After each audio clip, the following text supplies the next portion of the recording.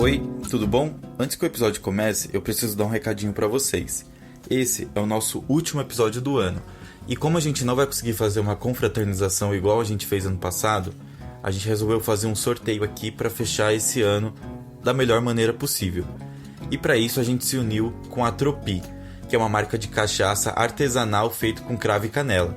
Então, pra você participar do sorteio, é só ir lá no nosso perfil do Instagram, curtir a foto que tá lá do sorteio oficial, marcar 2 amigos, quantas vezes você quiser e pronto. O sorteio vai ser realizado na próxima segunda-feira, lá nos stories do Fibo. Valeu? E aí, garçom, traz aquela cerveja bem gelada, aquele amendoim, que hoje a gente vai filosofar. Filosofia de Boteco. Olá, sejam bem-vindos ao 78º episódio desse podcast que eu ia dizer que mais cresce, mas eu gostaria de dizer, já que nós estamos gravando em 14 de dezembro, que é o podcast que sobrevive com uma grande dignidade e persistência nesse país muito louco, que é o Filosofia de Boteco. Hoje eu vou encurtar apresentações e gostei da obediência dos participantes, né, Zico? Então, eu vou perguntar pro Zé primeiro. Como você tá, Zé? Tudo bem com você? Fala aí, Luquinhas. Bom dia, boa tarde, boa noite para todos que estão nos ouvindo. Muito bom estar aqui. Não num ano muito bom pra gente, mas eu acho que... Mas chegamos. Espero que a gente sobreviva no próximo também. É isso. E aí, Zico, tudo bem com você? Bom dia, boa tarde, boa noite, Gabi e Klaus desse Brasil aí, desse mundão afora, né? Prazer mais uma vez estar aqui.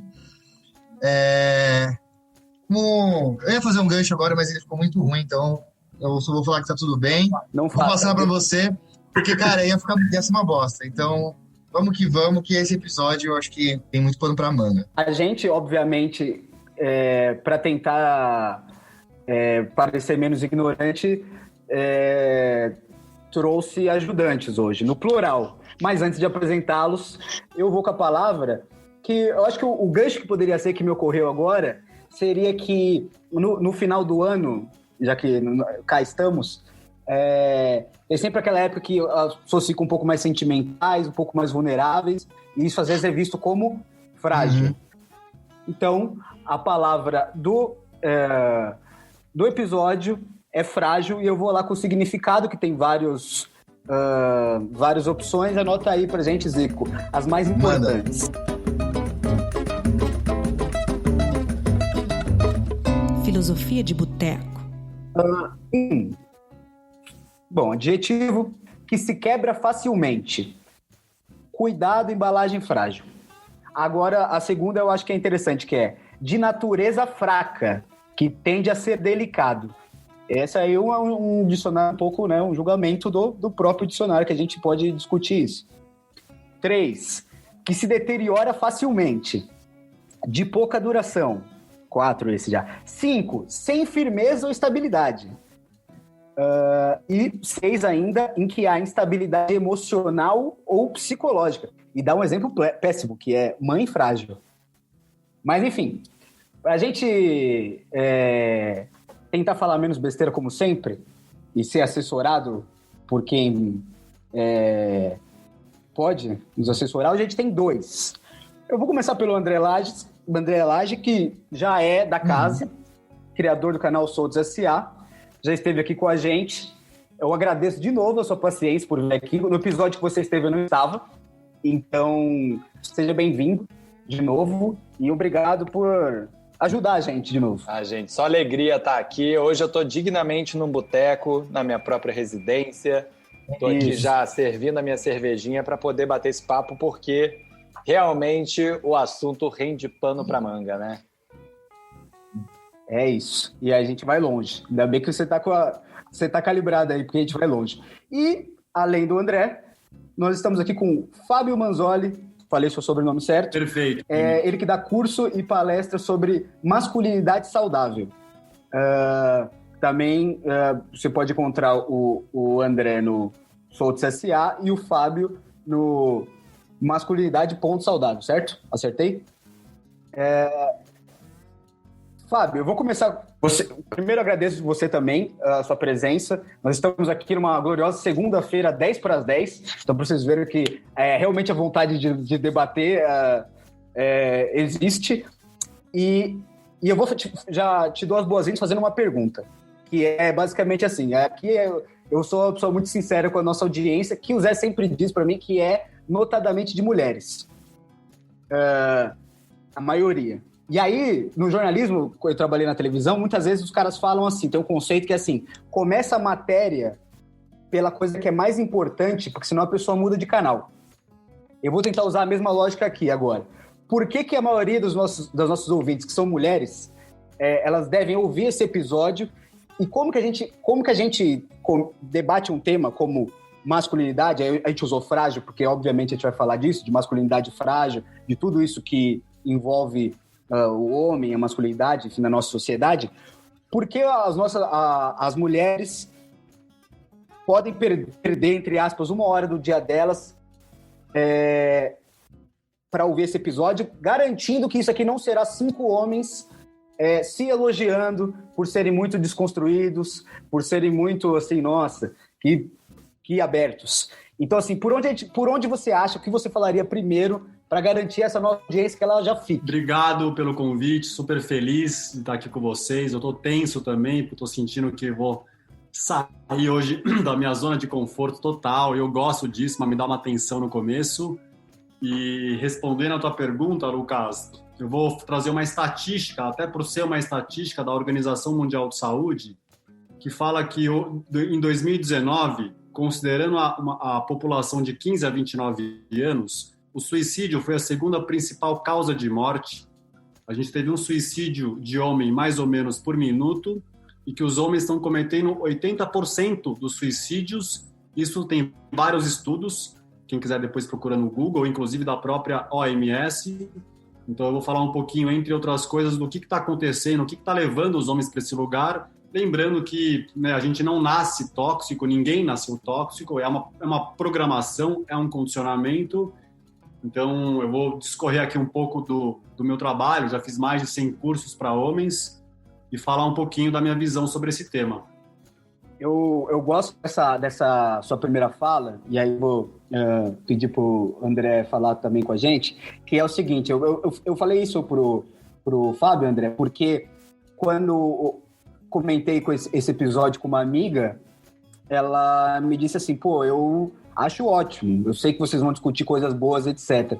Só que me incomoda que, às vezes, os homens tocam no tema para falar de, sei lá, usar saia, para falar que pararam de fazer piada homofóbica, mas não discutem, sei lá, estruturas de poder, não discutem mudança real de ações, assim. Então, como você vê isso também, assim? Você acha que a gente precisa tomar um cuidado para também, às vezes, não ficar só ali... Assim, eu acho que tem a sua importância parar de alguns costumes, etc. Mas a gente também precisa tomar um cuidado para também não ficar se... Achar que tá tudo bem, achar que já conseguimos. Sim, bom, eu tô lá no Soltos S.A., né? A gente recebe, entre aspas, reclamações constantes das mulheres em relação às atitudes dos homens nos relacionamentos. E eu acho que mais importante do que a gente falar sobre, né, o que a gente veste ou a maneira como a gente fala, é a maneira como a gente sente. Porque grande parte, né, 95% da violência do mundo é feita por homens. Isso tem uma razão, que é uma raiz comum com que o Fábio estava falando. Eu acho que, né, a grande revolução vai ser o momento em que a gente se permitir sentir. E isso é uma coisa que vai fazer bem para todo mundo. Então, acho que, é claro, tem uma estrutura patriarcal na sociedade que é muito nociva para todo mundo. Mas eu acho que dentro de cada indivíduo, o que a gente tem que pensar muito é como que a gente pode se entender melhor. É uma questão tão básica, tão humana, mas que é tão pouco entendida pelos homens, né? Como é que a gente pode entender o que a gente está pensando, o que a gente está sentindo, elaborar isso, que a gente não foi estimulado isso durante a nossa vida, mas é uma coisa que a gente pode correr atrás também, e a gente deve correr atrás, na verdade. André, eu queria fazer uma pergunta, e eu acho que eu vou direcionar para você, porque eu fico pensando assim, né? Quando a gente fala em masculinidade frágil, né? A fragilidade do ser homem está diretamente associada com a homossexualidade, né? Então, quando você pensa em ser um homem frágil, a primeira coisa que vem nas cabeças das pessoas é tipo, é o estereótipo do gay afeminado e tal. E rola isso, pelo o pouco que eu conheço e que eu converso com amigos, que até mesmo dentro da comunidade gay, existe um próprio preconceito com isso, né? Como que você vê a comunidade gay pensando nisso, e você vê uma certa evolução de aceitação dessa fragilidade? É mais aceito, obviamente, entre a comunidade hétero, porque, né, não sei, mas como que é isso para você? A homofobia, ela é filha da misoginia, né? Então, assim, ela é parte da construção da masculinidade. Infelizmente, o fato de você subverter a orientação sexual não subverte a sua construção durante uma vida inteira. Então, eu vi isso muito na minha trajetória pessoal, assim, eu sempre não me senti um gay muito homofóbico, mas eu tinha uma homofobia dentro de mim que era de me provar mais homem do que os outros gays. E eu acho que todo homem sofre disso em alguma instância. Então, a gente tem que ficar provando a nossa masculinidade constantemente, porque ser homem é sempre relativo, né? Sempre pode vir alguém e apontar o dedo para você e falar: você não é homem o suficiente. Então, acho que ela é frágil, na verdade, para todo mundo. E ela não tem a ver só com o fato de você não ser homem o suficiente, você é gay. Você não é homem, né? Que é uma coisa que eu acho que talvez as mulheres não experienciam, que ninguém chega para uma mulher e fala: você não é mulher suficiente. A mulher, ela não tem que provar a sua mulheridade, né? Talvez tenha outros tipos de pressões que estão relacionadas aos relacionamentos e tal, mas eu acho que a gente, enquanto homem, a gente sempre tem que provar que a gente é forte, que a gente é corajoso, que a gente consegue dar conta de tudo. Então tem uma série de coisas que são comuns a todos os tipos de homem, independente da sexualidade. E que, óbvio, talvez a mais forte dela seja relacionada à homofobia, que nem você trouxe, e é um medo enorme, né? Então, assim, é uma barreira tão grande se assumir gay, porque é quase como se você fosse mulher e você chegasse em praça pública e falasse pra todo mundo, falasse assim: ei, gente, sou puta. Porque mulher, o maior medo dela é ser classificada como puta, e o homem, o maior medo dele é ser classificado como viado. Então, sair do armário é uma subversão muito grande. É você admitir pra todo mundo que você é a coisa que você mais temia ser durante toda a sua vida, né? Você falou um pouco sobre essa imposição, né, de se impor como homem. Eu via muito isso no ambiente corporativo, e eu vejo muito mais isso quanto, assim, obviamente você vê em discussões, e é muito nítido quando você olha em estruturas de poder, né? Então você olha para cima, nos cargos de liderança, para cima de coordenador é tudo homem, basicamente, né? Hoje você tem poucas empresas que tentam mudar isso, mas eu via muito isso. E aí até perguntar para o Zé como que era isso, porque ele já trabalhou em fábricas também, né? Eu via, por exemplo, numa fábrica, na fábrica que eu trabalhava e nas fábricas que eu visitei, era muito nítido essa imposição da masculinidade e de como os homens se percebiam dessa forma, né? Você chegava a perceber isso também, Zé? Somente quando você pensa mais no chão de fábrica, né? Não sei se você vê essa estrutura. Cara, sim, isso é óbvio, né? Principalmente nas fábricas que eu trabalhei e até mesmo depois em banco, né? Você vê muito a estrutura do homem ali como superior e a mulher sempre em cargo abaixo. Por incrível que pareça, quando eu trabalhei num banco, eu só tive chefes mulheres, mas meio que elas performavam ali algo autoritária também, porque tinha um homem por trás delas. Elas eram minhas chefes, mas atrás delas tinham homens por cima que exigiam e tal, e tinha muita cobrança. Eu queria, Zé, puxar isso e falar com o Fábio, porque assim, a gente não combina nada antes do episódio, mas a gente conseguiu conversar uns 5 minutos antes, e ele estava contando mais ou menos como ele começou a se envolver com o tema. E eu gostaria de saber mesmo, assim, se você se lembra a primeira vez em que você percebeu que, de alguma forma, não sei, a primeira vez que você sentiu que sei lá, expandiu o seu mundo, você falou assim: puta, acho que eu sofro com isso, ou a minha vida tem sido, vivida de acordo com esses limites, não sei. Quando foi a primeira vez que te deu esse estalo? Você lembra? Para mim, a pergunta, desculpa. Isso, Para mim foi em 2016, cara, que eu estava já num caminho de autoconhecimento, espiritualidade. E aí, em 2016, eu percebi, né, que eu estava com 37 anos, eu tinha passado 37 anos com um sorriso no rosto, as pessoas me olhavam como um cara legal, bem resolvido, espiritualizado. Eu tinha passado esses 37 anos, boa parte deles tendo pensamentos suicidas, quase, não vou falar diariamente, mas assim, de forma regular, ao mesmo tempo com um olhar com relação à mulher extremamente objetificado, uma mente super sexualizada, eu não conseguia ter conexão emocional em relacionamento amoroso, não conseguia me aprofundar, eu tinha fantasias sexuais completamente distorcidas e agressivas.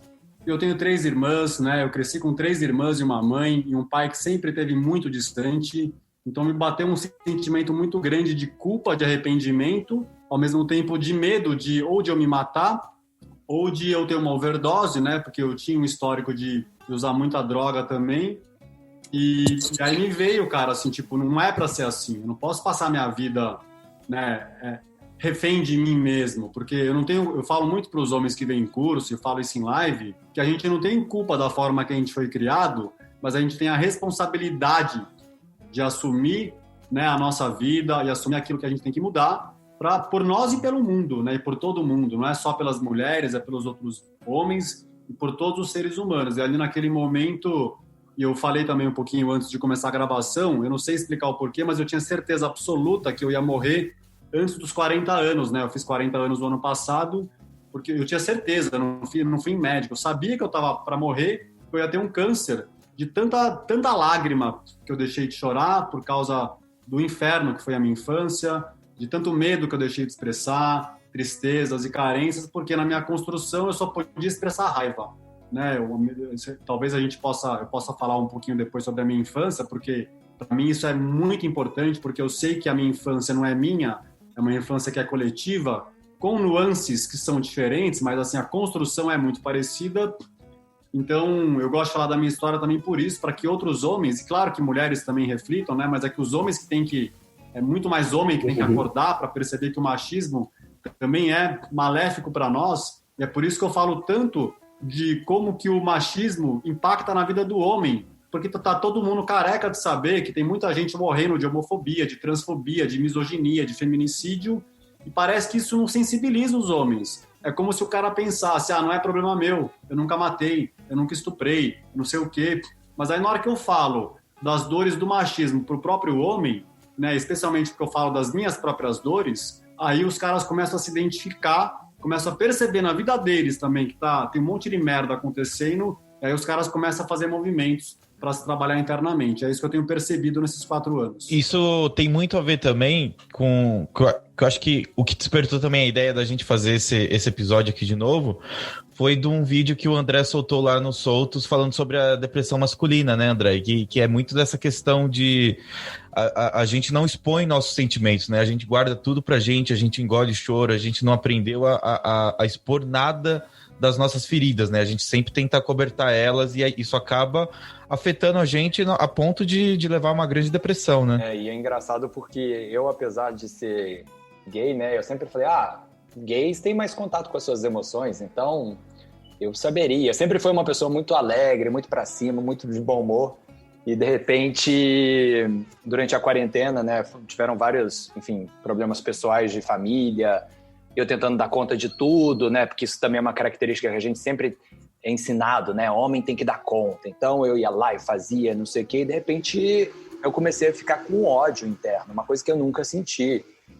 E era uma sensação muito estranha. E eu comecei a ficar com raiva das pessoas, eu comecei a bater de frente com todo mundo, comecei a brigar com a minha família, comecei a brigar com as pessoas. E é tão doido, porque dentro desse sentimento, você acha que o mundo inteiro está errado e só você está certo, né? Então, é muito difícil, porque eu já acompanhei a depressão da minha irmã durante anos e ela sempre, enfim, chorou, sempre ficou em casa, muito triste, recolhida na cama, sem força para levantar. E eu estava fazendo tudo.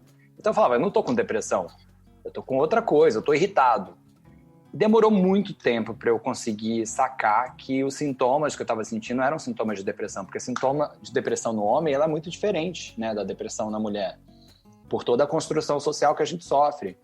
Então, aí depois de 3 meses, assim, eu falei, cara, eu acho que eu não tô bem. Aí que eu fui procurar análise, aí que eu fui falar sobre os meus sentimentos, e aí na hora que eu fui colocando para fora, eu falei, cara, eu estou deprimido. E eu nunca achei que eu pudesse ficar deprimido, porque eu sempre achei que depressão fosse de pessoas mais tristes, né, de pessoas... E é tão legal a gente falar sobre isso, porque aí depois vieram vários homens me falarem no inbox, falaram assim, cara, eu tô passando pela mesma coisa, eu não tava sacando que eu tava deprimido, mas agora te ouvindo falar, realmente eu tô passando pela mesma situação e eu acho que eu estou deprimido. E aí... Você cria todo aquele efeito borboleta, né? Aí um homem vai pensar sobre isso e aí ele vai falar para outro homem. Então, assim, é um negócio, parece que depressão masculina não existe, né? Tanto é que você vê que a maior parte dos casos diagnosticados de depressão são de mulheres. E aí você pensa sobre como que a depressão é vista dentro da sociedade, né? Sempre aquela figura de alguém chorando e o homem não pode chorar, porque, né, a gente foi criado assim. Então, a gente não chora, a gente engole o choro. E esse sentimento, né, tem uma expressão muito boa de surdo-mudo, que eu acho que é lindo, assim, de Libras, né, que quando eles falam raiva eles fazem um círculo no peito e apontam para fora, porque a raiva tem um direcional. Então, eu tô com raiva de você. O ódio, eles ficam apenas circulando a mão aqui dentro, porque o ódio ele não tem direção. E quando você pensa sobre o momento político que a gente está passando, toda a pressão em cima dos homens para serem fodas na vida, para terem um emprego, para se bancarem, para serem potentes, e tudo que está acontecendo no mundo, que a gente não está conseguindo se bancar, que a gente está sentindo merda por quem a gente é, e quando a gente vê o ódio na política e a falta de poder falar sobre os sentimentos dos homens, aí você entende, você faz um link, cara, o mundo, os homens do mundo estão deprimidos, eles não estão com ódio, eles só não estão conseguindo sacar o que está acontecendo com eles. E aí você entende que a epidemia de depressão é muito maior do que a gente imagina. Então, aquele cara que é agressivo, que entra em uma escola, que mata todo mundo, ele está sentindo uma dor enorme por dentro, e sem querer passar pano, gente, eu também não estou aqui para defender esses caras de jeito nenhum, mas eu, em alguns momentos, eu tive esse tipo de vontade. Eu não queria me matar, como o Fábio passou na depressão dele, porque também, obviamente, varia de indivíduo para indivíduo, mas eu queria matar as pessoas. Na verdade, eu tive um brevíssimo pensamento suicida durante essa depressão. Assim, eu estava dirigindo o carro e aí me veio, por que eu não jogo esse carro nesse barranco? Coisa que eu jamais imaginei que eu fosse pensar na minha vida. Então, ninguém está imune.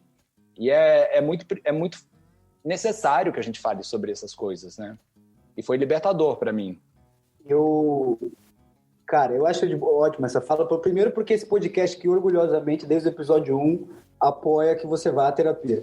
Isso é dito quase sempre, desde o primeiro, o seu assunto é sério, se não é, porque de fato, mesmo quando parece tudo bem, mesmo quando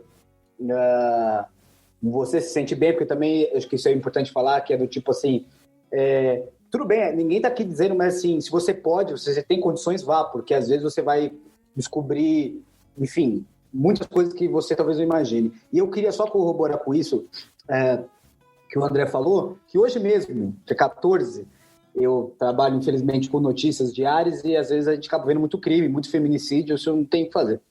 E aí hoje mesmo, um caso em Bauru, que foi ontem, aconteceu ontem, foi um cara... aquele padrão que nós sabemos que acontece sempre, que é o homem que não aceita o término, né, do relacionamento. E ele esperou a ex... se eu não me engano, havia até uma medida protetiva para variar esses casos que sempre acontecem. Ele esperou a ex na porta do condomínio dela, onde ela morava, com um filho deles, de 4 anos. E aí eles... Estava lá na porta quando ela chegou, eles discutiram brevemente, ela falou assim, tá bom, encerrou a discussão, se encaminhou para a portaria do condomínio, ele saiu correndo atrás dela, 3 facadas, matou ela na frente do filho deles, de 4 anos. Eu sei que é horrível dizer isso, e machuca mesmo para todo mundo, mas e aqui é o que o André falou, que não vem, não somos nós que vamos isentar o cara que fez. Mas mas o que eu ia chegar no ponto é que a justificativa do cara que confessou o crime, porque tem imagem, etc., pro delegado, é que ele passou por um momento de nervosismo e aí aconteceu aquilo. E aí, eu não acho, obviamente, acho que, enfim, não foi o momento, né? Certamente aquilo ali já estava na cabeça dele. O fato dele não aceitar um fim de um relacionamento, etc., já, enfim, demonstra como é que estava. Mas eu fiquei pensando, que é isso? Esse cara confessou o crime e ele é pobre, não aconteceu em Bauru, ele pode pegar 30 anos. Eu não tinha, no fechamento da matéria, ele não tinha nem advogado ainda para ligar, para o jornalista ligar, sabe, o advogado de defesa, porque é caríssimo um advogado, não seja um defensor público. Esse cara, talvez impulsionado por esses sentimentos que a gente ouviu aí, ou misto deles, ou coisas, enfim, mas do mesmo tipo, chegou num ponto desse, cometeu um ato, enfim, impensado, pensado, premeditado, porque também o cara tinha uma faca no carro, não estou dizendo isso, mas assim, a vida dele já era, acabou. Ele pode, a gente até pode conversar sobre isso depois, que é, assim, o cara pode, se ele pegar 30 anos, ele ficar 5, 6 ou 10, como ele vai ser uma pessoa melhor da cadeia no Brasil? Então, esse é o tipo de coisa que às vezes parece que, assim, a gente está falando aqui como se fosse um tema, não, pra gente melhorar como pessoa, mas parece que está distante da gente, mas aconteceu em Bauru, não aconteceu coisa longínqua. Eu queria aproveitar até esse gancho que você falou agora, para falar sobre tudo isso, e para trazer uns dados e puxar um outro gancho, né? Tem aqui, a gente tem hoje um índice de, né? A gente falou sobre suicídio masculino, né? E 79% das mortes no Brasil, esse dado é de 2017, né, do IPEA, das mortes por suicídio, são de homens, né? Tipo, ou seja, quase 8 em cada 10 pessoas que morreram por suicídio são homens. E, pensando só nas mortes de homens jovens, né, mais da metade é causado por violência. Então, você pega entre 15 e 19 anos, 53%, quase 54%, e 48% praticamente entre 15 e 29 anos. Né? Então, metade da população, né, masculina das mortes é por agressão. E aí, queria pegar esse gancho, usando o seu relato e esses dados, para falar um pouco sobre a masculinidade negra também, né? A gente tem homens que são estereotipados, né? E aí você tem toda aquela figura do negão de tirar o chapéu, que é aquele homem viril, aquele negão, né, grandão, forte, meio malandro, né? Você tem aquele perfil do, sei lá, meio Michael B. Jordan, que é aquele cara aqui, tipo, gigante. E os caras crescem olhando para isso, num ambiente extremamente violento, né? Você pega, por exemplo, a distribuição da população negra em São Paulo, tá toda na periferia, né? E aí você pega a distribuição de violência em São Paulo, tá toda na periferia, né? Então, claramente, são pessoas que crescem em ambientes, né, violentos por conta da sociedade. E aí você vê o índice de violência dentro desse público é absurdamente alto, né? É muito triste isso. E aí tinha outro dado que eu queria mostrar para vocês, que é esse aqui, ó, que ele fala exatamente o seguinte, sobre a taxa de homicídio. Entre 2008 e 2018, a taxa de homicídios de indivíduos não negros diminuiu 13%, 12,9%. E no mesmo período, ou seja, de 2008 a 2018, a taxa entre a população negra subiu 11,5%. Né? Então, a gente deixou de matar mais brancos, mas começou a matar mais pessoas pretas. Né? E tem muitos estudos que relacionam isso exatamente com a masculinidade, com o modo agressivo como a gente cria são criados os homens. Né? Eu queria perguntar pro Fábio como ele percebe isso na interação que ele tem com os homens que, enfim, que vão ao curso dele, nas palestras, ou mesmo no Instagram, porque me parece que, assim, acho que é um problema de todos os homens, mas existem especificidades e não sei como você percebe isso. Você acha que, assim, a gente deve começar um discurso, sim, levando em conta por base, pensando que você é um homem, mas também levando em conta, assim, os recortes, a especificidade de quem é quem? Homem branco cis hétero, eu estou no topo do privilégio, né? Então, e o meu trabalho hoje, há 4 meses, eu fiz um texto no meu Instagram que foi quando eu percebi o racismo dentro de mim, e dentro do meu trabalho, porque no meu trabalho até então só tinha vindo homens brancos. E aí eu fiz um post falando disso e fiz um trabalho maravilhoso, onde tinha 60 homens, metade homens brancos, metade homens pretos, e tinha muitos homens LGBTQIA+, homens pansexuais, homossexuais, bissexuais, tinha uma pessoa não binária, e realmente foi o trabalho mais lindo que eu fiz para que a gente consiga sair um pouco da nossa caixa e entender que existem as outras caixas que eu não conheço, então eu preciso aprender.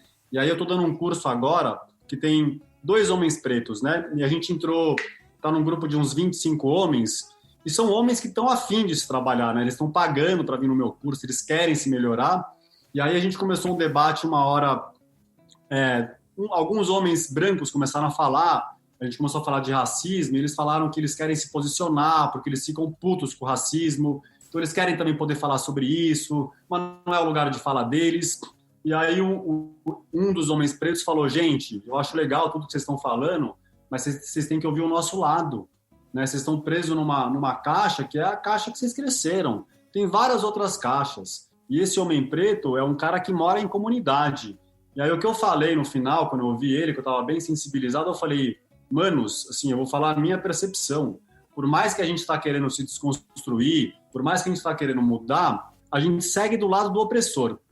Então, a gente segue do lado racista, quem é branco, porque a gente é criado racista. Então, a gente tem que assumir o nosso racismo, porque se a gente não assumir o nosso racismo, barra homofobia, barra misoginia, barra objetificação de mulheres, a gente não vai conseguir mudar. Então, com certeza, para mim, tem que considerar essas nuances, porque não dá para comparar um cara que nasceu... E esse cara que chama Reinan, que é um cara super querido, ele falou assim, cara, 3 dias atrás eu fui na padaria, eu fui parado por um policial, por ser preto. Eu nunca passei isso na vida e provavelmente eu nunca vou passar. Então, assim, não dá para falar que é igual aquilo que a gente está sofrendo hoje, embora a construção, sim, é muito parecida. Mas aí depois tem todas essas nuances de uma sociedade que é racista, que é homofóbica, que é transfóbica, que é LGBTQIA+, fóbica, e aí não tem como não considerar isso, né? Exatamente porque é isso, cara. Eu tô no topo do privilégio social, eu falo, cara, se eu sofro um monte, cara, eu fico imaginando quem vai na padaria e recebe uma arma na cabeça porque é preto. Então não dá pra não considerar isso, cara. É a minha percepção. Eu queria colocar o André para ele falar também dele, uma coisa exatamente da onde o Fábio falou, que é, bom, usando esse exemplo, o cara vai já falamos aqui dos sentimentos que os homens carregam, desde o começo, por como eles crescem, como eles são criados, etc. E aí, eu ouvindo isso, eu acho curioso, porque me parece assim, a palavra do episódio é frágil. E aí, as conotações são todas péssimas, né? E aí, me parece que sempre a fragilidade na gente gera uma frustração.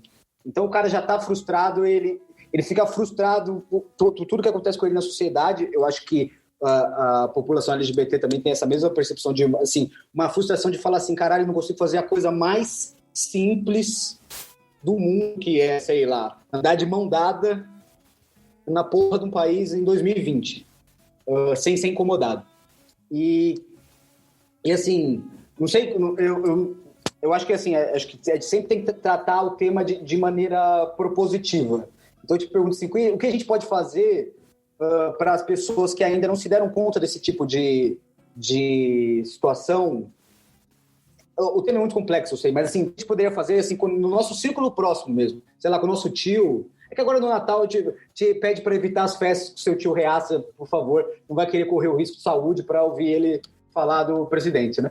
Mas, quando for possível encontrar seu tio reaça, o que é possível fazer com ele, ou com alguém que tem uma abordagem mais fácil do que o seu tio, sei lá, alguém que você seja próximo, mas que você vê que tá fazendo merda e etc. Cara, é foda, né? Porque assim, eu também, igual o Fábio, né? Apesar de ser gay, eu também tô no topo do privilégio, porque apesar de eu ser gay, eu sou branco, eu sou cis, eu vivo, né? Sou de classe média alta.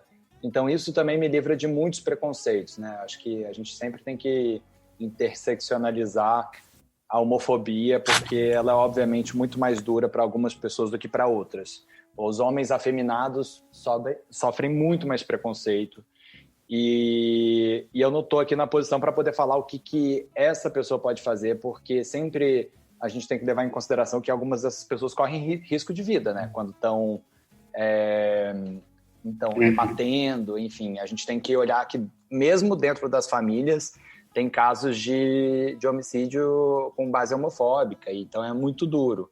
O que eu posso falar é que, para você, homem hétero, também não deixe passar a homofobia. Não deixe, né, se está num grupinho de WhatsApp com seus amigos e alguém fez uma piada, alguém falou alguma coisa que caiu ruim, puxa essa pessoa num canto, não precisa falar na frente de todo mundo, mas puxa ela num canto, puxa ela no privado, fala, cara, não foi legal isso que você falou, isso não é...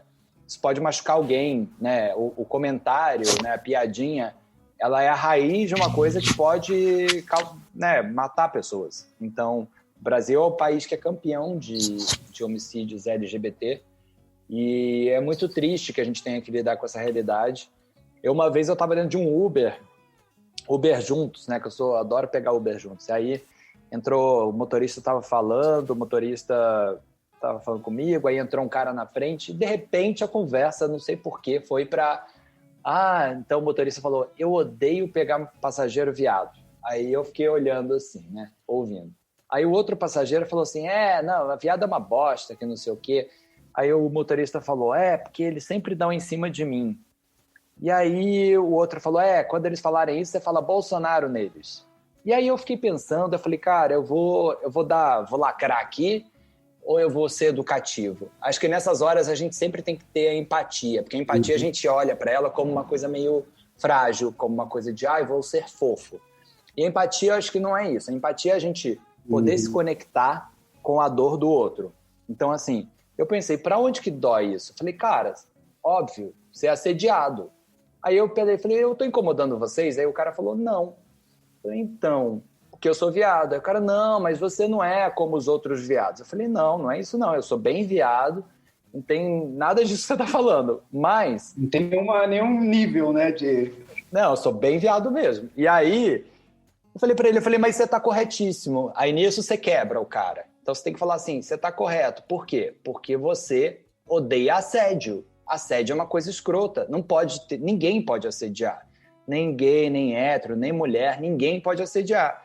Mas você tá errado quando você acha que o vetor é o gay, porque nem todo gay assedia. Mas você tá correto. Então, a partir de agora, eu acho que você deveria falar, eu odeio que me assediem, mas ao mesmo tempo agora você sabe que as mulheres passam 90% do tempo, inclusive você já deve ter assediado alguma mulher na sua vida. Então, eu acho que é muito importante quando a gente vai lidar com uma pessoa que está falando alguma coisa homofóbica, de saber assim, o que ela está falando, né? Então, ela, por exemplo, ela pode falar, não gosto de gay, porque gay, por exemplo, se eles estão se beijando na frente do meu filho, o meu filho pode se tornar gay, né? Que isso é uma coisa que as pessoas falam. Não pode até beijar, mas não na frente de criança. Aí você tem que falar, cara, quebrando a pessoa, né? Através do racional.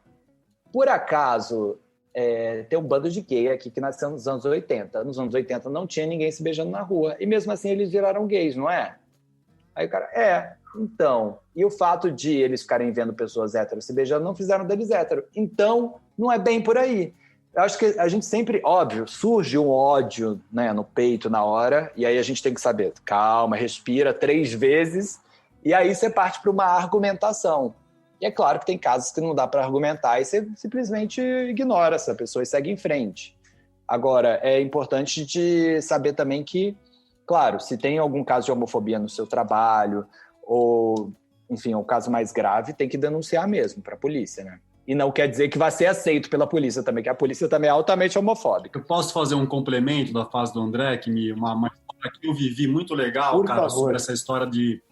Eu vou falar um pouco sobre homens héteros, né? Porque eu estou hétero, já tive atração por homem, já me masturbei pensando em homem, mas 99,9% do tempo da minha vida eu tive atração por mulheres.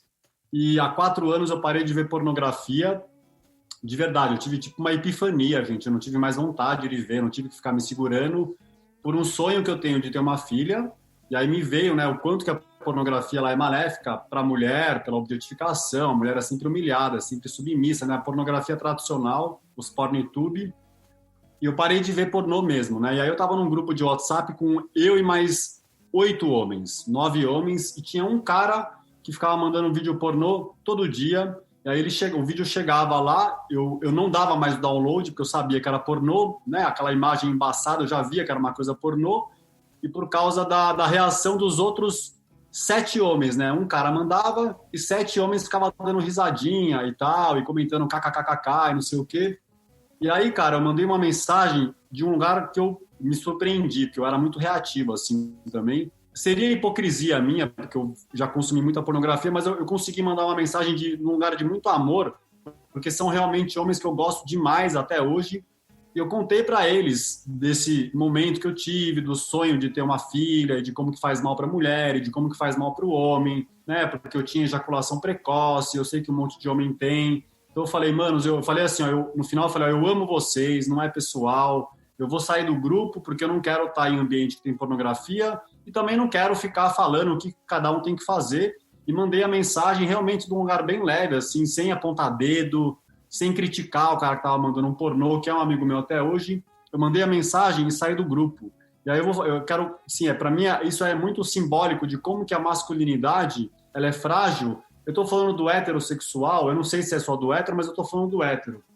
Depois que eu saí do grupo, passou assim 3 minutos, um dos caras que ficava dando risada dos vídeos pornôs me chamou no particular e falou, Fabito, tô triste porque você saiu do grupo. Eu falei, por que você tá triste, mano? Ele falou, tô triste porque eu penso igual a você e não tive coragem de falar, não tive coragem de me posicionar. Porque os homens, geralmente, eles têm medo de se posicionar, têm medo de perder a amizade, têm medo de sofrer bullying. Então eu trago isso porque eu sei que tem muito mais homens, não só os héteros, mas vou seguir nos héteros, que pensam igual a mim, mas que eles têm medo de se posicionar porque eles acham que eles estão sozinhos, que só eles que pensam assim. Então, para os homens que estiverem ouvindo, é um convite para a gente se posicionar, né? Quando eu leio, às vezes, assim, no Instagram, tipo, quando tem piada racista, fala que você não entendeu. Quando tem piada homofóbica, fala que você não entendeu. Eu acho que é válido isso. Mas eu, particularmente, prefiro fazer dessa forma que eu fiz. Falar, não é que eu não entendi. Eu entendi e eu não gosto. Eu não gosto disso. Então, assim, não manda para mim. Porque eu não vou receber. E se continuar mandando, eu vou me afastar de você. Eu acho isso demais. Eu até vou fazer um ponto que é a maioria das coisas. Simplesmente quando teve agora esse caso recente da Mari Ferrer, que foi uma explosão nas redes sociais, pelo absurdo do caso, etc, etc. O André falou sobre a polícia ser homofóbica, etc. Bom, a polícia, o judiciário, homofóbicos, machistas, etc, etc. Mas eu queria dizer que foi deixar essa reflexão para os homens que estiveram ouvindo a gente, que é basicamente isso, que é a maioria das mulheres com quem eu tenho contato diário argumentaram exatamente a mesma coisa, que é, pô, muito legal o seu post de repúdio, porém isso não serve pra gente de nada se no seu dia a dia você não censura a piada do seu colega de trabalho, se você não conversa com ele, se ele manda pornografia, etc. Então eu acho que essa é uma crítica fundamental, que foi por isso que eu abri o episódio falando dessa forma, que é, não adianta vir aqui também falar assim, pô, a gente abraça todo mundo, agora a gente se beija no rosto, agora a gente usa saia. Todas essas coisas têm importâncias individuais para cada um e até importâncias simbólicas. Mas se você não fizer nada objetivamente, não adianta nada, porque as mulheres vão continuar sendo estupradas, a gente vai continuar abraçando os caras que estupram elas, etc. Falei que não ia fazer esse episódio não ia ser um autoelogio, mas eu vou fazer um elogio pro Zé, que eu conheço há sei lá quantos anos, 10 e tantos, é o meu melhor amigo disparado, te nasceu no mesmo dia, e assim, eu me julgo uma pessoa que discute muito essas questões desde que eu entrei na faculdade, porque a faculdade me deu essa oportunidade.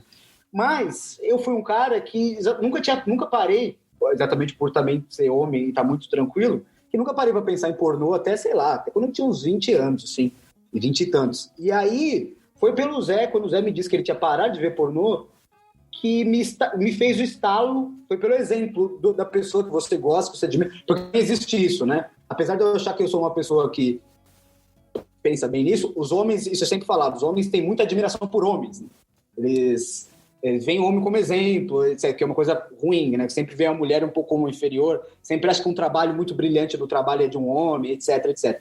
Mas olhe bem para os homens que você admira também, porque nesse sentido, aqui não estou falando que o Zé é o monstro da desconstrução e não existe nada para melhorar. Só estou dizendo que pela simples afirmação que ele fez, acho que eu nunca disse isso para ele, então vou deixar gravado, foi quando me fez pensar que eu falei assim, porra, tô lendo aqui vários livros, caralho, tipo, não adianta ler Angela Davis e continuar no PornTube, entendeu? Esse é o tipo de coerência mínima que a gente precisa ter. E eu acho que é isso que tinha que ser o símbolo da nossa discussão, né? Assim. Zico, Zé, não sei se vocês querem falar alguma coisa. Eu tenho a agradecer a você, eu nem sabia disso. É um choque aqui pra mim também, mas é claro que... Na verdade, é o Lucas que tem que te agradecer. Exatamente. Claro, mas é isso que você falou. E tem várias outras coisas também que a gente tem que repensar também, não é... São algumas pequenas atitudes que vai fazer diferença lá na frente, né? Eu acho que é muito isso. Então... E é no dia a dia, eu acho que você precisa, se você está ouvindo a gente e tem alguma insegurança de se posicionar no grupo, etc., vá até a pessoa que você mais confia, seja ela um homem, uma mulher, sei lá, fale assim, eu tô certo nisso aqui? Ou eu tô deixando de fazer alguma coisa que eu posso fazer? Porque às vezes a pessoa vai te dizer, sim, mas você podia chegar no fulano e falar, esse cara não pode tratar a namorada dele assim. Não sei, eu tô supondo. Eu acho que essas são as coisas pequenas também, porque é daí que você começa. Porque, Zico, não sei se você quer falar alguma coisa, mas eu disse isso da Angela Davis, porque esse é o meu maior medo atualmente, que é isso, que é um dia falar alguma coisa, expor um pensamento, achando que, assim, puta, sou um ser humano avançado e alguém chegar e falar assim, amigão, você não tá fazendo nenhum mínimo aqui no dia a dia. Eu acho que isso é mais importante, porque é preciso ter essa coerência. Ô, Lucas, mas eu posso só te fazer um adendo assim, porque, cara, eu acho que ninguém tem que ter medo também de ser corrigido, sabe, pelos amigos, assim, porque, cara, infelizmente a gente foi criado em uma sociedade que é isso, não deu nenhuma base para a gente ter um pensamento crítico, e acho que nem eu sou isento, então quer dizer, eu posso falar coisas e alguém, inclusive um homem hétero, chega para mim, uma mulher, falar, cara, isso que você falou foi extremamente homofóbico, e acho que nessa hora a gente tem que ter a humildade de falar, de ouvir a pessoa, pensar e falar, realmente foi, obrigado por você me falar isso, obrigado por você me dizer que eu sou racista, obrigado por você me dizer que eu sou gordofóbico, né? A gente está aqui junto para aprender, a gente não está aqui junto para ser perfeito, né? Acho que não é uma competição. Tá tudo certo, né? E acho que isso é aprendizado, a gente tem que normalizar quando alguém corrige a gente, né? Eu só ia comentar que, rapidinho, que é importante isso que você trouxe, porque a gente também aqui nesse podcast, quando surgem alguns temas de pessoas famosas que a gente vê e tal, por exemplo, no começo da quarentena lá, teve o caso da Pugliese, foi cancelada na internet e tal, e a gente veio aqui, e cutucou. Falou assim, Pugliese e tal, a gente veio aqui sem a maior despretensão. E aí, quando acontece, por exemplo, um caso agora de, sei lá, você falou da Mari Ferrer, mas tem também agora do Marcus Mellen. A gente não parou para discutir isso. Nem no nosso próprio grupo de WhatsApp mesmo, a gente chegou e falou assim, vamos apontar o dedo ali também, porque é uma ferida que também envolve a gente. É que eu acho que esse é um perigo também, que é o que a gente estava sempre falando, que é o perigo de acharmos que todos nós já estamos num nível assim, então assim, então o cara olha e fala assim, Marcus Mellen é uma coisa que nem existe na minha vida. Só que a gente, isso é uma coisa que, conectando com o que o André disse, ouçam, eu acho que o Fábio também disse, ouçam as mulheres também e os homens, porque ela vai te dizer assim, certamente você tem um amigo que fez isso. Talvez ela não te peça para você se afastar do amigo, etc, mas ela te peça para repensar, porque vale mais você ir lá conversar com seu amigo ou refletir sobre esse amigo do que mandar repostar no story e se sentir muito bem. E aí eu queria dizer só também que às vezes, por esse perigo dos homens desconstruídos, porque pensa assim, isso nem existe, etc. Ninguém pensa mais nisso, ninguém vai chegar e falar pro cara assim, eu dei viado na padaria. Mas a gente vive num país em que o próprio presidente da República fala que é preciso parar de ser marica. Isso para qualquer coisa já seria horroroso, mas num contexto ainda que é inventar um vírus mortal... O problema é que ele questionar... Siga. Desculpa, só complementando, o problema foi questionar que isso me lembrou muito quando a gente ia gravar antes desse episódio, do fato da cor do refrigerante que ele não pode tomar, porque isso afeta. Isso, também teve essa, que foi quando a gente acabou postergando esse episódio por questão de agendas, mas uma das coisas era essa, que era ele fazendo piadinha muito engraçada, que basicamente ele ria sobre isso. E aí a gente vive nesse país, e aí, às vezes você pode estar dentro do seu Instagram e pensar assim, pô, mas já ultrapassamos essa fase. Não, inclusive não ultrapassamos, inclusive damos a eles cargos e pagamos para eles falarem isso. Então, não é possível assim que a gente tenha ultrapassado essa fase, porque eles não chegaram lá, ele não colocou uma arma na cabeça de alguém para invadir o Palácio do Planalto. Enfim, a gente pode discutir como ele chegou até lá por outros meios, mas enfim, isso é outra história. Zico, quer alguma coisa a falar? Eu concordo com tudo que vocês falaram, e assim, não vou ficar jogando no molhado, mas uma coisa que o Lucas falou, né, e eu sempre trago isso, que foi até uma Gabi que já esteve aqui com a gente, inclusive, aquela Gabi lá de Curitiba, mandar um abraço para ela, que é de quem que você consome, né? De quem que você consome conteúdo. E é muito importante a gente começar a analisar isso, porque da onde você está vendo, que o Lucas falou, homens respeitam homens, né? Tem mais admirações por homens. Aí dá uma olhada nos seus feeds, nas suas redes sociais. Você segue só homem, só gente branca, sabe? E eu comecei... Depois ela falar isso, eu falei, vou começar a diversificar meu feed, então eu vou seguir pessoas gordas, vou seguir pessoas pretas. Comecei a seguir um perfil no Instagram que era casais negros gays. Eu falei, cara, eu não vejo um casal negro gay pela rua. Como é que eu vou normalizar essa situação se isso não é uma coisa normal no meu dia a dia, né? Então eu vou trazer essas coisas pro meu dia a dia. E ninguém tá falando para você deixar de seguir quem você já segue, né? Não tem limite de pessoas que você tá seguindo nas redes sociais. Então, vai atrás dessas outras pessoas, vai seguir alguém que é gordo, vai seguir alguém que é preto, vai seguir alguém que é gay, o espectro LGBT inteiro, sabe? Quantas pessoas trans tem no seu perfil? Não, mas se às vezes aí vale a pena. Se às vezes ele seguir uma pessoa que seja fã do presidente, por exemplo, é um bom conselho deixar de seguir. Mas, talvez, né, para balancear o número. Fábio, queria dizer alguma coisa? Eu queria, cara, primeiro eu compartilho 100% do que o Zico trouxe, cara. Eu recentemente também tive esse insight, né, que eu falei do racismo, mas não só do racismo, e aí comecei a seguir páginas de casais gays, homens, de mulheres pretas, de homens pretos, assim, porque realmente é isso, a coisa aquilo que é normalizado na minha vida foi a heteronormatividade, né?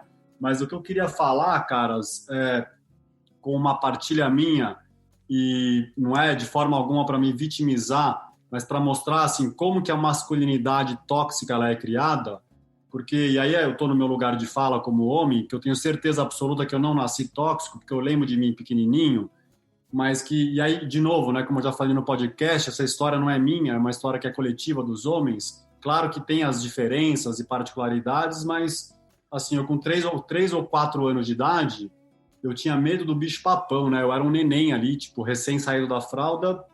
Eu tinha medo do bicho-papão. Eu dormia, cara, de noite. Eu lembro que eu dormia sozinho num quarto e eu começava a chorar de noite. Eu tinha um campo mediúnico muito aberto, cara. Então, era uma doideira, assim, as minhas noites. Mas eu tinha medo do bicho-papão. Eu começava a chorar de noite. E meu pai, eu apanhei de cinta, mas eu apanhei pouco, assim. Eu não tive traumas, assim, de ser espancado, essas coisas. Mas meu pai aparecia na porta do meu quarto e olhava para mim com uma cara de ódio e com um chicote de boi na mão, ele falava, isso por várias noites, ele falava, engole o choro, senão vai ter. Engole o choro, senão vai ter. E aí eu comecei a engolir absolutamente tudo. E aí quando eu tinha medo do escuro, porque eu tinha medo do escuro, e até hoje eu não me sinto bem no escuro, meu pai me deixava trancado num quarto escuro até eu parar de chorar, isso por várias vezes. E aí eu tinha medo de insetos, eu tenho até hoje, eu tenho medo eu falo brincando, eu tenho medo de morrer. De barata eu tenho pânico. Meu pai me trancava no banheiro infestado de barata, que eu só saía quando eu pudesse parar de chorar. E assim, a reflexão que eu deixo é, como é que faz para não ser tóxico se a gente é criado dessa forma e obrigado a reprimir todos os nossos sentimentos e emoções e vulnerabilidades? A única coisa que a gente pode expressar é a raiva, e dentro da caixa do homem que está nesse contexto, tem uma palavra que se chama virilidade.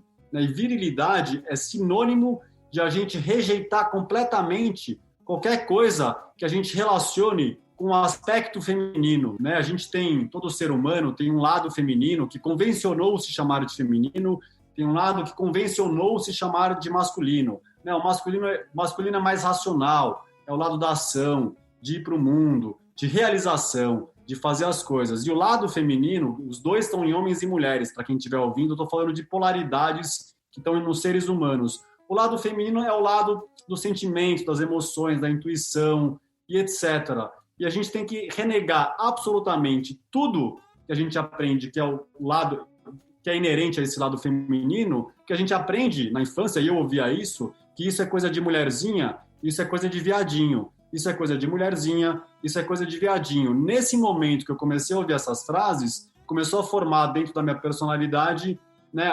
crenças que são misóginas e que são homofóbicas, porque eu comecei a ver mulheres e homens gays como seres inferiores. E aí, assim, um conceito da psicologia que fala que tudo que eu reprimo dentro de mim, eu projeto fora de mim. Então, se eu odeio o meu lado feminino dentro, eu vou odiar o feminino que está fora de mim. E nessa construção, o feminino que está fora de mim são as mulheres e os homens gays. Não estou dizendo que está certo ou que está errado. A construção é essa. E eu também não estou dizendo isso para passar a mão na cabeça do cara de Ribeirão Preto. Eu sei que ele precisa de ajuda, mas ele tem que ser afastado da sociedade porque ele é um risco. Mas se a gente não mudar essa construção, nós vamos ter que fazer podcast como esse por mais 1000 anos. E eu vou falar, eu amo fazer podcast, eu amo meu trabalho, mas eu, sinceramente, eu rezo para que um dia eu possa aposentar. Eu sei que não vai ser nessa vida, e o aposentar é muito, não porque eu não gosto, porque eu amo o que eu faço, mas é me aposentar no sentido, putz, cara, agora a gente não tem mais que falar de machismo, de homofobia, porque está no nosso passado. Infelizmente, eu não acredito que vai ser nessa minha encarnação, mas é isso, né? Eu vou fazer o que eu puder fazer nessa vida para ajudar. Demais, é isso. Eu também acho que, assim, daqui a pouco a gente vai chegar no tempo máximo, mas isso é uma das coisas também que eu fico pensando, eu tento colocar nesse lado propositivo da coisa que a gente pode fazer, porque às vezes parece que a gente discute alguns temas graves, não só esse, masculinidade, como assim, não há nada que fazer, né? Então a gente vamos ali analisar, você ser triste, isso é uma bosta, o presidente é um desgraçado, sei lá o quê, e aí não sai nada, e aí você fica pensando assim, puta, cara, será que 2050, quando os caras estiverem fazendo podcast em holograma, eles vão estar discutindo a mesma coisa, nós vamos estar falando de, sabe, é isso que não pode acontecer, sabe? Porque senão, e aí, não sei o que eu acho que vocês pensam, pra gente também já ir encerrando um pouco, quando um cara mata uma mulher a facadas, quando o cara estupra a mulher, ou mesmo quando a gente descobre uma mulher vivendo, por exemplo, estou falando de mulher, mas também mas assim, vivendo um relacionamento abusivo por anos, ou um cara que sofreu demais na família dele com os pais homofóbicos, a gente poderia falar disso por horas, né? De gays que foram expulsos de casa, etc, e no que isso reflete para a vida deles para depois. E, cara, isso eu queria dizer só que lógico que não dá tempo, não somos nós que vamos resolver a causa, mas assim, isso é uma derrota de todos, entendeu? Quando o pai de alguém expulsa o filho dele por qualquer coisa, por uma coisa dessa, por um preconceito, é uma derrota nossa também, entendeu? Quando você deixa passar um assédio porque é um amigo seu, você também não quer se constranger ali, ou também não quer parecer o chatão, uma derrota todo mundo perdeu. Porque o cara não aprendeu, você se sentiu mal, ninguém evoluiu, e amanhã nós vamos estar aí de novo, entendeu? Então, isso é foda, é um negócio que eu acho isso que o Fábio falou é ótimo, porque senão daqui a pouco nós vamos estar aqui na mesma coisa. Que é uma das coisas também, não sei, já vou passar a palavra, que sabe, a gente achava que também algumas coisas a gente não ia voltar a ver na política, por exemplo. Então, assim, coisas assim, sei lá, do tipo, ameaças à democracia, ou pessoas falando em, sei lá, por exemplo, revogando portarias de saúde mental, quando tudo que se discute no mundo inteiro é aumentar o atendimento à saúde mental da população, entendeu? Eu achava que isso não ia acontecer mais, entendeu? Que a gente estava superando, que a gente ia andando para frente, a gente não está. Então, assim, isso aí é um convite para você ficar preocupado, porque você não quer chegar em 2050 pior do que nós estamos hoje. E o Lucas, aproveitando a falar do Fábio, né, e um pouco do que você falou também, eu acho que assim, e eu quero deixar bem claro que isso a gente não está se vangloriando em nenhum momento, né, mas somos tóxicos, né? A gente tem que entender isso. No caso aqui somos 5 homens, a gente é machista, né? Como sociedade, como homem heterossexual, eu sou homofóbico por definição, né? A nossa sociedade é extremamente racista, e assim, a gente tem que entender isso, né? A gente entende de onde vem isso, a gente sabe que isso é uma coisa estrutural, e ninguém quer ser melhor que ninguém. A gente não está falando que aqui nós sempre somos melhores que os outros homens porque pensamos nisso. A gente só quer ser melhor do que a gente era ontem, né?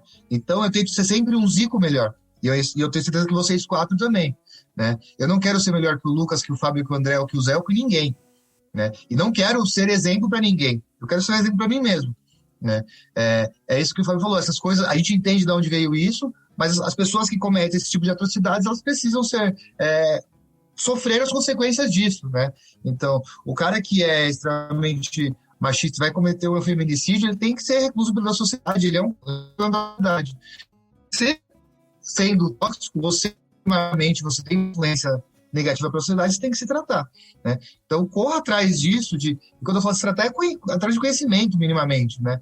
Vai entender por que você está sendo homofóbico, onde você está sendo homofóbico, onde você está sendo racista, onde você está sendo machista, né? E tentar ser uma pessoa melhor cada dia. Acho que é importante deixar isso claro.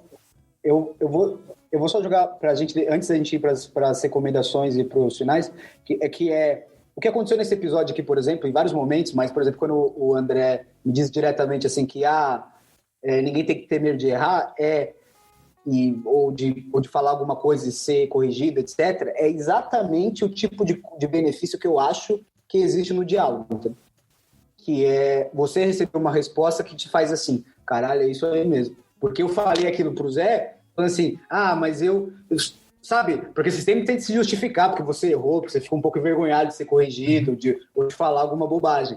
Mas é isso. Aí alguém pode ter se perguntado, e aí que eu acho que é importante também, vocês estão falando de ações efetivas e estão sugerindo seguir pessoas no Instagram, o que isso vai mudar? Pô, isso muda, cara, porque se você vê outras coisas, é tal como consumir obras, né? Porque as pessoas consomem muito o Instagram. Se você, não sei o Zico, o que vocês todos dizem, mas, pô, você para de seguir a pessoa padrão bem-sucedida na sociedade e vai ver o que os outros estão discutindo ou o que os outros estão compartilhando. Porque nem sempre o casal negro gay tá falando de violência, homofobia, de coisas tristes. Tô falando de coisas que você nem sonhava. E que você fica assim, caralho, é isso aí mesmo. Então é por isso que a gente está recomendando você olhar para as outras pessoas aqui.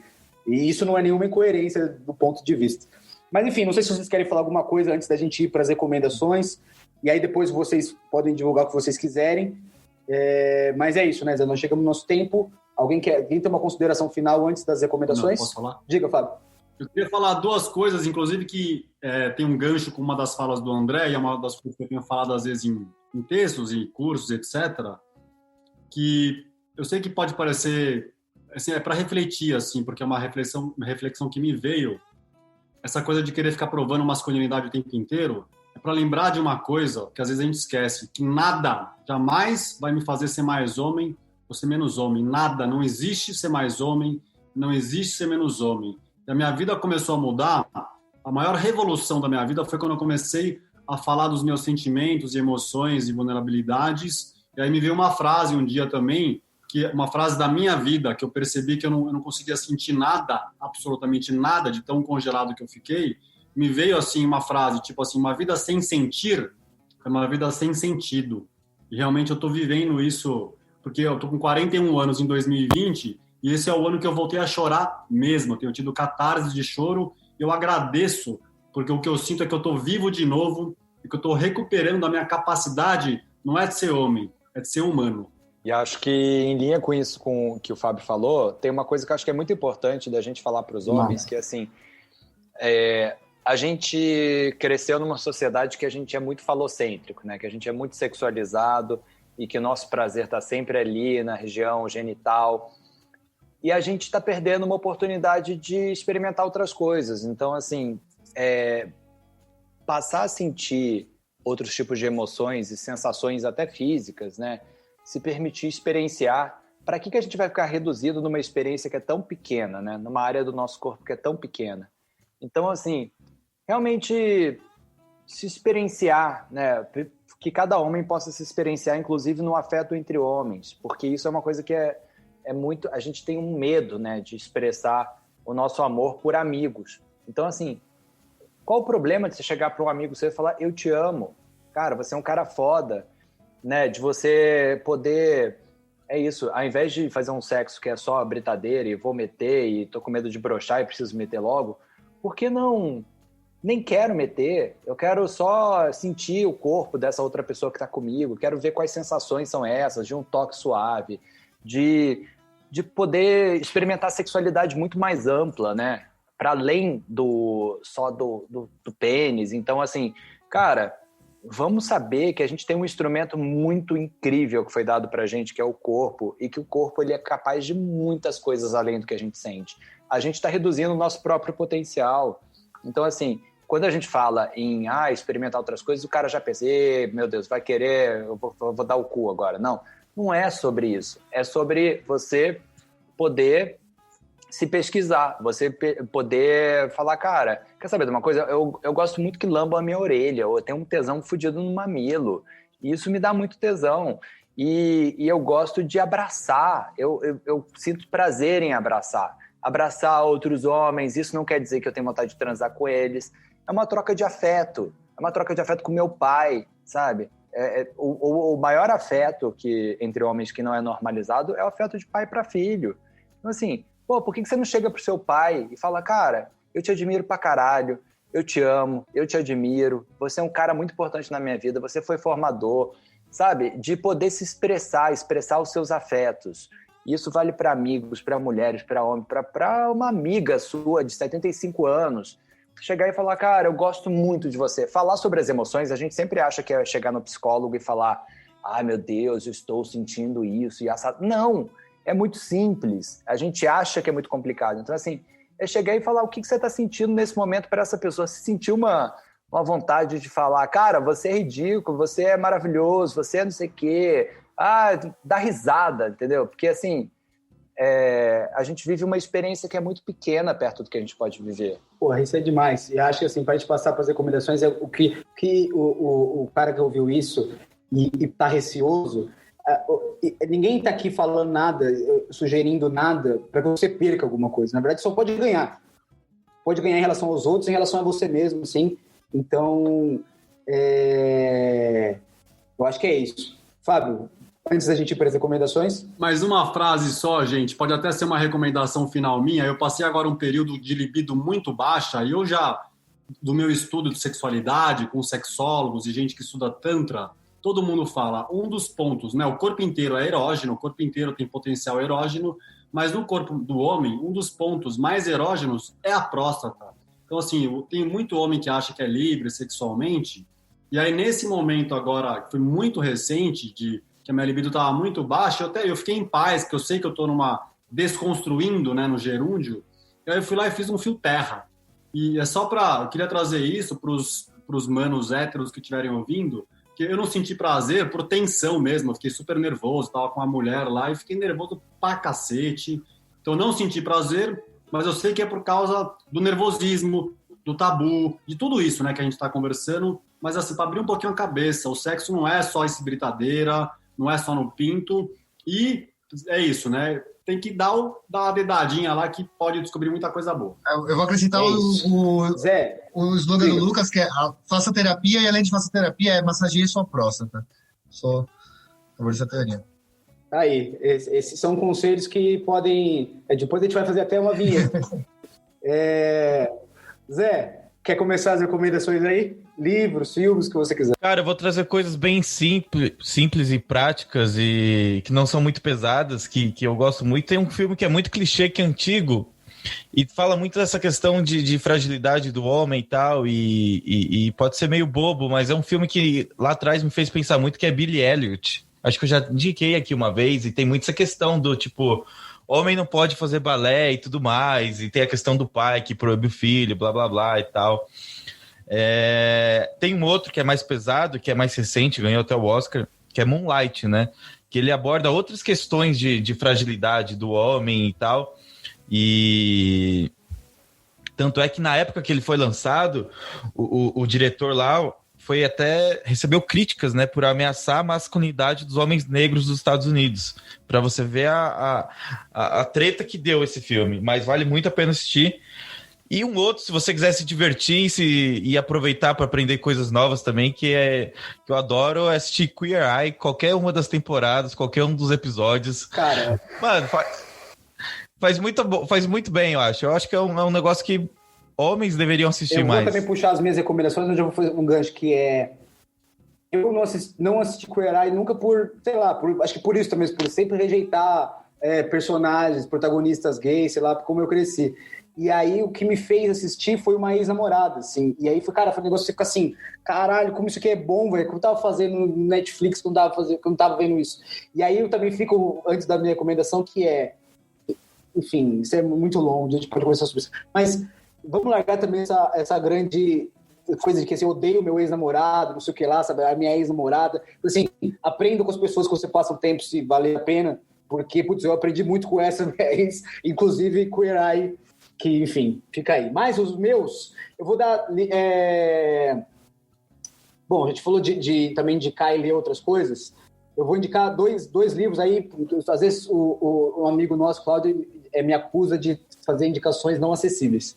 Ou de ser muito chatas. Então eu vou... Livros que você, assim, cara, não importa o que você queira, o que você pense, etc., são ótimos.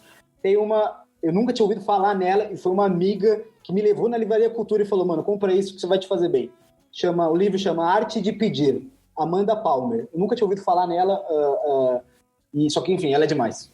Eu gosto, assim... Ela tem uma banda maravilhosa, Isso. que vale a pena ver os clipes. Corra, e ela é uma ativista de tudo e o livro é uma paz. Assim. Então, se você estiver precisando de uma paz um pouco aí para começar 2021, A Arte de Pedir. 2, para indicar uma grande mulher que eu descobri em 2020 também, né, por ignorância minha, porque ela já é muito famosa, mas Isabel Allende, se você está procurando aí leituras latino-americanas e sempre todo mundo fala Gabriel Garcia Marques, Mário Vargas Llosa, não sei o que lá, leia essa mulher, Isabel Allende, enfim, todos, mas Longa Pétala de Mar, que acho que é o mais recente dela, é ótimo. E outro livro, que também é brasileiro, que às vezes a gente nunca indica as coisas brasileiras, que é Dois Irmãos, essa aí é de um homem, mas que é basicamente isso, que discute... Inclusive, acho que até já teve vestibular, acho que eu li esse livro quando eu prestei Casper. Fala basicamente isso, rixa entre irmãos, treta entre pais, e como isso influencia e faz reflexo na vida deles. E se passa lá em Manaus, então é uma coisa assim de uma outra sociedade que às vezes a gente não tem esse recorte. E rapidinho, só eu ia falar dois, mas só um. Tem um documentário na Netflix que é Indigesto, esse é Indigesto, talvez você não assistir na dia 24 de dezembro, por exemplo, que chama As Três Mortes de Maricela, que é recente no Netflix, que conta a história de feminicídio, de uma mãe, etc., que tem a ver com isso, porque, cara, mostra a situação terrível do feminicídio no México e que pode ser passada por cá e que vai te fazer se sentir mal, mas é uma coisa necessária. Bom, eu tenho... uma indicação, primeiro, foi uma matéria que eu li. Eu li algumas coisas sobre para esse episódio, mas uma matéria muito legal que é da Carta Capital, chama Masculinidade Negra. Se você jogar no Google aí, você vai achar. Né? O perfil muito legal, acho que a gente já citou ele aqui, que é o Macho da Relação. Vale a pena seguir no Instagram também. Né? A página Papo de Machona, não sei se vocês já seguem. E o nosso grande amigo Thiago também, do Homem Sem Tabu. Né? Ele já esteve aqui com a gente. E aí, fazendo o nosso merchan, ouça o episódio 13 e o episódio 76 desse podcast aqui, que a gente falou de masculinidade tóxica e falou também sobre essa desconstrução de ser homem, né, de falar sobre isso. Então, eu acho que vale muito a pena. Ouçam aí. No episódio com o Thiago tem exatamente uma boa discussão sobre isso que o André falou, sobre carinho entre pai e filho e coisas que travam a mente. André, vou com você primeiro, que você já é mais da casa. Primeiro, agradeço de novo e aí peço para você divulgar o que você quiser, indicar o que você quiser. Muito obrigado, de novo, pela contribuição. Bom, eu acho que eu vou fazer um jabazinho aqui Por também. favor. E vou indicar que no Soltos a gente tem várias entrevistas. Tem um cara muito legal que a gente entrevistou, chamado Fábio Manzoli. Tem 2 vídeos lá incríveis. E a gente tem uma playlist chamada Novas Masculinidades. E é muito legal, porque a gente tem o Ismael dos Anjos, do Papo de Homem, que ele fez uma pesquisa, né, que vocês já devem ter falado bastante. E tem uma pesquisadora que eu sou muito, muito, muito fã dela, que é a Valesca Zanello. Ela pesquisou grupos de WhatsApp masculinos e ela tem um livro sobre isso, incrível. E ela tem 2 vídeos no Soltos que ela fala sobre a prateleira do amor, que é o lado da masculinidade, do machismo, né? Voltado para as mulheres. E tem um que é a casa dos homens, que é esse conceito, em que os homens são sempre avaliados por outros homens. Então, acho que vale muito a pena a gente procurar. Tem muito conteúdo bom na internet. Então, assim, gente, a questão é, vá e procure. Você vai achar muita coisa incrível, né? Acho que a gente está num momento que, assim, é tão acessível tudo, né? Você vai encontrar tanta gente maneira. Todos os dias, eu pesquiso alguma coisa no YouTube, um TED e tal. E a gente só tem a ganhar com isso. Então, tem vídeo de 15, 20 minutos, perde 20 minutos por dia pesquisando, ouvindo gente. E acho que tem um filme que acho que é uma ficção, mas que me bateu muito, que é 1917, que é um filme sobre a Primeira Guerra Mundial, e que eu achei tão interessante porque é um filme tão masculino, né? Só tem praticamente personagens homens. E é um silêncio, né? Assim, eles quase nunca falam sobre as emoções, mas você sente as emoções na flor da pele. Então, é muito interessante a gente assistir esse filme, porque o tempo todo tem medo, o tempo todo tem angústia, tem várias sensações que você consegue sentir, mas ninguém fala sobre elas. Então, é um lugar onde você vai poder entender muito da raiz da masculinidade. Demais. Também olhar outras obras que às vezes você não acha que é sobre isso e pensar sobre isso. Fábio, sua hora de indicar pra gente o que você quiser, divulgar o que você quiser, e eu agradeço você, assim, esse é um dos episódios que eu gosto de deixar registrado, que eu sou muito sério, foi melhor do que eu imaginava, assim, comecei para gravar pensando assim, bom, se a gente conseguir tocar aqui e ali, já vai estar bom, mas chegamos lá com a sua ajuda e com a ajuda do André. Então, todo o seu espaço. Eu agradeço demais, adorei o papo, adorei conhecer vocês 3 que eu não conhecia. Eu agradeço muito o André por ter feito a ponte também, maravilhosos todos. Eu divulgo assim, o meu Instagram, né, masculinidade.saudável, é uma coisa que eu sou amigo do Marcos e já fiz também live com o Thiago do Homem Sem Tabu, adoro os dois, eu compartilho o texto dos dois nos stories e no meu feed. E no meu Instagram eu conto muito das minhas histórias, é uma coisa que eu gosto, porque eu fico me abrindo como uma forma de me curar. Isso ajuda outros homens que ainda não entenderam, né, que o machismo faz mal pra gente. Então, fica o meu Instagram, eu faço as palestras, tenho feito bastante palestra em empresa corporativa. E aí, como material de estudo, gente, tem um documentário que mudou minha vida, estava no Netflix, não está mais, mas tem no YouTube. Está nos destaques do meu stories lá do Instagram, tem os destaques lá, eu botei lá para facilitar o link do YouTube, que chama The Mask You Live In, né? Meu sotaque é uma merda, gente, mas é a máscara que você vive dentro, eu acho a tradução literal, que é, sim, eu particularmente sempre tive mais dificuldade com homens, na verdade, por isso que eu tenho o sonho de ter uma filha. Então, para mim, me ajudou muito a ter uma visão mais compassiva e amorosa com relação aos homens. Esse documentário, eu juro por Deus que eu já vi ele 10 vezes em 3 anos, real, não estou exagerando, e um outro documentário que é do Papo de Homem, que também está nos mesmos destaques dos meus stories, que chama O Silêncio dos Homens. Então, para mim, são 2 documentários que trazem muita clareza de que não tem ninguém ganhando com essa história. É claro que tem gente que sofre mais, gente que sofre menos, mas não tem ninguém que está feliz. É isso. Zé, no estouro do relógio, o Instagram do podcast. Bom, todas as indicações, eu sei que é bastante, a gente vai colocar tudo na descrição do episódio, então fiquem tranquilos. Na sexta-feira vai sair também lá no nosso Instagram, tudo listadinho para vocês. E é só seguir o @podcastfibo, PH de Filosofia, BO de Boteco. Aquele que parece o sabonete Febo, mas não é. Valeu! É isso. Valeu, gente. Vamos procurar ajuda e você vai querer ser melhor no próximo dezembro. Tchau, gente. Tchau, tchau. Garçom, fecha a conta, traz a maquininha e valeu pelo papo. Filosofia de Boteco. Este podcast é produzido e editado por Braba House.